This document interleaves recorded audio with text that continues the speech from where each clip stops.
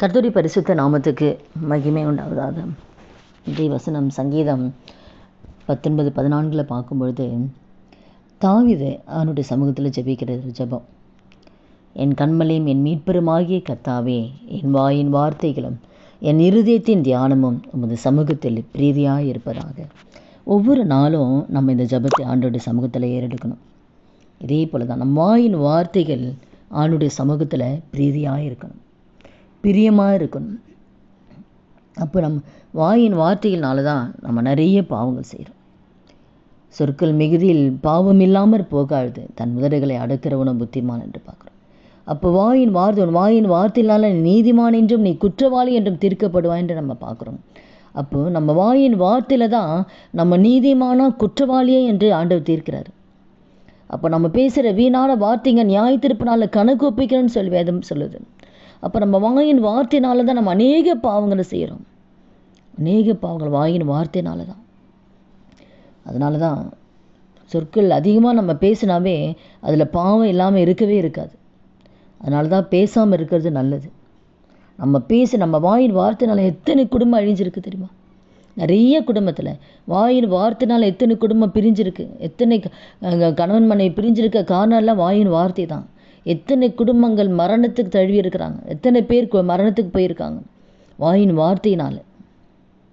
அந்த வாயின் வார்த்தை எத்தனை பேருடைய இருதயத்தை சாகடிக்குது, எத்தனை பேர் குடும்பத்தை பிரிக்குது, எத்தனை பேருடைய இருதயத்தை வேதனைப்படுத்துது அந்த வாயின் வார்த்தைங்க. அப்போ நாவு ஒரு அநீதி நிறைந்த உலகம். நாவை குறித்து நம்ம பார்க்குறோம் யாக்கோபில். அது அநீதி நிறைந்த உலகம். அது ஆயில் சக்கரத்தையே கொடுத்துரும் அந்த வாயின் வார்த்தைங்க. அந்த வாயின் வார்த்தைகளை நம்ம ரொம்ப ஜாக்கிரதையாக இருக்கணும். அது சிறிய நாவாக இருந்தாலும் அந்த காட்டே கொளுத்துமா, அந்த நாவை எல்லா காரியமே செஞ்சிடும். நாளில் கூட அந்த வாயின் வார்த்தைகளை ஆண்டவர் ரொம்ப ஜாக்கிரதையாக இருக்கணும் எதிர்பார்க்குறாரு. நம்ம பேசுகிற ஒவ்வொரு வாயின் வார்த்தைகள் ரொம்ப ஜாக்கிரதையாக இருக்கணும். அதுதான் வாயின் வார்த்தைகள் ஆண்டவருடைய சமூகத்தில் பிரீதியாக இருக்கணும்னு சொல்லி தாவீது கேட்குறார்.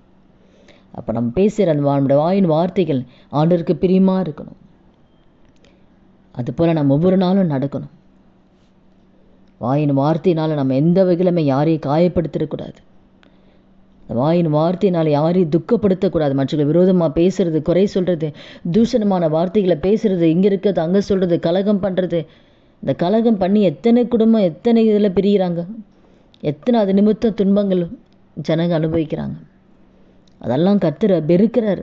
இந்த கலகம் பண்ணுறவங்க, இங்கே தேவையில்லாத காரியங்களை பேசுறது, மற்றவர்களை குறித்து பேசுறது, இதெல்லாம் வாயின் வார்த்தையினால தானே செய்கிறோம். அதை நம்ம ஜாக்கிரதையாக இருக்கணும். வாயின் வார்த்தைகளை நம்ம எச்சரிக்கையாக இருக்கணும். அதே போல் இருதயத்தின் தியானம், நம்ம இருதயத்தில் நினைக்கிற நினைவு கர்த்தருக்கு பிரியமாக இருக்கணும். நம்ம நினைக்கிற நினைவுகள் இருதயத்தில் கர்த்தருக்கு பிரியமில்லாத எந்த ஒரு காரியமும் நம்ம காணப்படக்கூடாது. ஆண்டவருக்கு பிரியமில்லாத திருக்குள்ளதும் கேடுள்ளதுமான இருதயத்தில் மறைஞ்சிருக்கிற பொல்லாத துர்குணங்களை வேரோடு நம்ம எடுக்கணும். கோபம், இருதயத்தில் வஞ்சகம், கசப்பு, விரோதம், வைராக்கியம், மற்றவருக்கு விரோதமாக நினைக்கிற நினச்சி அவங்க பழி வாங்கிறது, அதே நினைப்பாங்க. எப்படி பண்ணலாம் அதே தியானிப்பாங்க. யாருக்கு விரோதமாக செயல்படலாம், யாருக்கு விரோதமாக பண்ணலாம். அந்த இருதயத்தில் பகைமை வைத்து, விரோதத்தை வைத்து, வைராக்கியத்தை வைத்து செயல்படுறது, இப்படிப்பட்ட காரியங்கள்லாம் நம்ம முற்றிலுமாக கர்த்தர் எடுக்கணும். அந்த இருதயத்தில் தேவனுக்கு பிரியமில்லாத எந்த பாவங்கள் நம்முடைய இருதயத்தில் காணப்படவே கூடாது. என் ஆவியானவர் இருதயத்தில் வாசம் செய்கிறவர்களாக நம்ம இருக்கணும். நம்ம இருதயத்தின் தியானம், நம்ம இருதயத்தில் நினைக்கிற நினைவுகள் அது கர்த்தருடைய சமூகத்தில் ஆண்டவருக்கு பிரியமாக இருக்கணும், அவருக்கு பிரியமாக இருக்கணும். அதனால் கூட இந்த வார்த்தை கேட்க நம்ம ஒவ்வொருத்தர் வாழ்க்கையிலையும் நம்ம வாயின் வார்த்தைகள் எப்படி இருக்கிறது, நம்ம இருதயத்தின் நினைவுகள் எப்படி இருக்குது, நம்மை நாமே ஆராய்ந்து பார்த்து ஒவ்வொரு நாளும் தாவீது ஜெபித்தது போலவே என் வாயின் ஆண்டவரே, இந்த நாள் முழுவதும் ஆண்டவரே, என் வாயின் வார்த்தைகள் நமக்கு பிரியமாக இருக்கணும் ஆண்டவரே. இந்த வார்த்தைகள் யாரையும் துக்கப்படுத்திடக்கூடாது, யாரையும் கோபப்படுத்திடக்கூடாது, யாருக்கு விரோதமாக பேசக்கூடாது. உங்களுக்கு பிரீதியாக இருக்கணும் ஏசப்பா. அதே போல் இருதயத்தில் நினைக்கிற நினைவுகள் ஆண்டவர் உமக்கு பிரியமாக இருக்கணும்னு சொல்லி ஒவ்வொரு நாளும் நாம் அதிகாலை எழுந்து நாம் இந்த வார்த்தை வைத்து நாமளும் ஜெபிச்சு அதன்படி நம்ம வார்த்தைகளை காத்து கொள்ளணும். நம்ம இருதயத்தை பரிசுத்தமாய் காத்துக்கொள்ளணும். இதனால் கூட நம்ம ஒப்பு கொடுக்கலாமா? தாவீது ஜெபித்தது போல நாமளும் ஒவ்வொரு நாளும் ஜெபித்து நாமே நம்ம வாயின் வார்த்தைகளை இருதயத்தையும் பரிசுத்தமாய் காத்துக்கொள்ளலாமா? ஜெபிக்கலாமா? துதிகள் மத்தியில் வாசம் செய்கிற நல்ல தகப்பன் இயேசுவே நாமத்தில் உடைய சமூகத்தில் வருகிறோமப்பா. இந்த வார்த்தை கேட்குற ஒவ்வொருத்தர் வாழ்க்கையிலே ஆண்டவரே, அப்போ ஒவ்வொரு நாளும் ஆண்டவரே தாவீது ஜெபித்தது போல் ஆண்டவரே எங்கள் வாயின் வார்த்தைகள் ஆண்டவரே உடைய சமூகத்தில் பிரீதியாக இருக்க கிருபை தாங்கப்பா.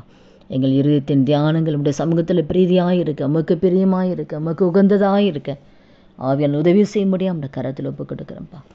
எங்கள் வாய்க்கு ஒவ்வொருத்தர் வாய்க்கு கடிவாளத்து போடுங்க. எங்கள் உதடுகளின் வாசலை காத்துக்கொள்ளுங்க ஆண்டவர்.